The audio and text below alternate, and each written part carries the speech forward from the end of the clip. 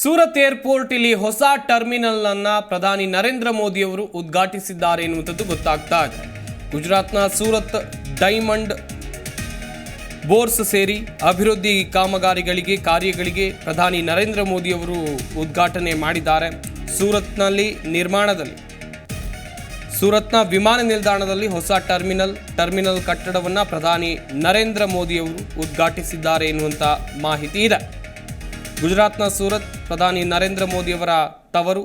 ಸದ್ಯ ಇಲ್ಲಿ ಕೆಲವೊಂದಿಷ್ಟು ಅಭಿವೃದ್ಧಿ ಕಾರ್ಯಗಳಿಗೆ ಪ್ರಧಾನಿ ನರೇಂದ್ರ ಮೋದಿ ಅವರು ಚಾಲನೆಯನ್ನ ಕೊಟ್ಟಿದ್ದಾರೆ. ಹೊಸ ಟರ್ಮಿನಲ್ ಉದ್ಘಾಟನೆ ಆಗಿದೆ ಎನ್ನುವಂಥದ್ದು ಗೊತ್ತಾಗ್ತಾ ಇದೆ. ದೃಶ್ಯಾವಳಿಗಳಲ್ಲೂ ಕೂಡ ಗಮನಿಸ್ತಾ ಇದ್ದೀರಾ. ಪ್ರಧಾನಿ ನರೇಂದ್ರ ಮೋದಿ ಅವರು ಬರ್ತಾ ಇದ್ದಂತೆ ಸ್ವಾಗತ ಮಾಡಿಕೊಳ್ಳಲಾಯಿತು. ಹಾಗೇನೆ ಟರ್ಮಿನಲ್ ನಲ್ಲಿ ಏನೆಲ್ಲ ವಿಶೇಷತೆ ಇದೆ ಅದನ್ನು ಕೂಡ ಅಧಿಕಾರಿಗಳು ಪ್ರಧಾನಿ ನರೇಂದ್ರ ಮೋದಿ ಅವರಿಗೆ ವಿವರಿಸಿದ್ದಾರೆ. ವಿಶ್ವದ ಅತಿ ದೊಡ್ಡ ಕಾರ್ಪೊರೇಟ್ ಕಟ್ಟಡ, ಹಾಗೇನೆ ಸೂರತ್ನ ಡೈಮಂಡ್ ಬೂರ್ಸ್ ಇದನ್ನು ಕೂಡ ಪ್ರಧಾನಿ ನರೇಂದ್ರ ಮೋದಿ ಉದ್ಘಾಟನೆ ಮಾಡಿದ್ದಾರೆ ಎನ್ನುವಂಥದ್ದು ಗೊತ್ತಾಗ್ತಾ ಇದೆ.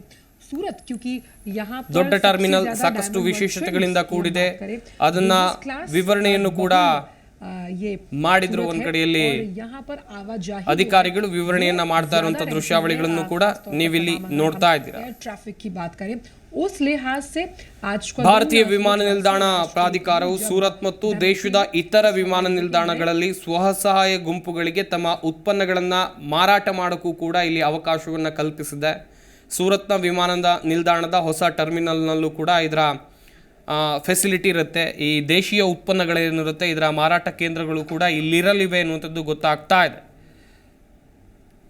ಸದ್ಯ ಪ್ರಧಾನಿ ನರೇಂದ್ರ ಮೋದಿ ಅವರು ಸೂರತ್ ವಿಮಾನ ನಿಲ್ದಾಣದಲ್ಲಿ ಹೊಸ ಟರ್ಮಿನಲ್ ಉದ್ಘಾಟನೆ ಮಾಡಿರುವಂಥದ್ದು. ವಿವಿಧ ಅಭಿವೃದ್ಧಿ ಕಾಮಗಾರಿಗಳಿಗೂ ಕೂಡ ಪ್ರಧಾನಿ ನರೇಂದ್ರ ಮೋದಿ ಅವರು ಚಾಲನೆಯನ್ನು ಕೊಟ್ಟಿದ್ದಾರೆ. ಹೊಸ ವಿಮಾನ ನಿಲ್ದಾಣ ಕಾಮಗಾರಿ ಕೂಡ ಅತ್ಯಂತ ವೇಗದಲ್ಲಿ ನಡೆದಿದೆ.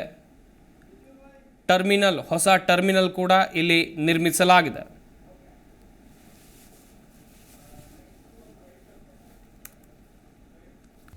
ಪ್ರತಿಕ್ಷಣದ ಸುದ್ದಿಗಾಗಿ Zee Kannada news app download ಮಾಡಿ. Live TV, latest updates, entertainment, lifestyle, technology ಸುದ್ದಿ ನಿಮ್ಮ ಅಂಗೈಯಲ್ಲಿ.